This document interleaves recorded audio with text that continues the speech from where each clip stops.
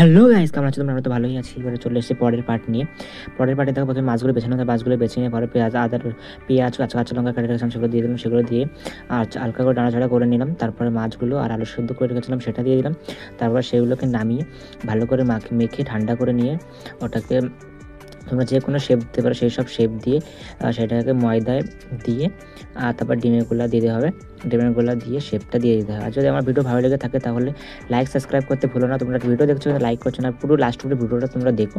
তো এই যে শেপগুলো দিচ্ছে তোমাদের নিজের ইচ্ছা মতো শেপ দেবে। তারপর ডিমের গোলা চবিয়ে তারপরে ময়দা দিয়ে ময়দা তোমরা কর্নফ্লাওয়ার দিতে পারো। তার ময়দাগুলো দিয়ে ভালো করে কোট করে তারপর দিয়ে হালকা গরম তেলে ভেজে তুলে নিলে রেডি হয়ে যাবে আমাদের ফিশ কাটলেট। তোমরা খেয়ে দেখতে পারো, খুবই ভালো হয়। তোমরা কর্নফ্লাওয়ার দিতে পারো তো ভালো হয়, কিন্তু ময়দাটাও খুব সুন্দর হয়েছিল, মচমচ করছিল। তো আমার ভিডিও ভালো লাগলে লাইক সাবস্ক্রাইব করতে ভুলো না গাইস, আর আমাকে সাপোর্ট করো, সাবস্ক্রাইবটা প্লিজ করো, আর লাইকটা কিন্তু ভুলো না করতে। তো দেখা হচ্ছে পরের ভিডিওতে। তোমরা কেমন ভিডিও দেখতে চাও প্লিজ কমেন্ট করে জানিও। তো বাই গাইস, দেখা হচ্ছে পরের ভিডিওতে।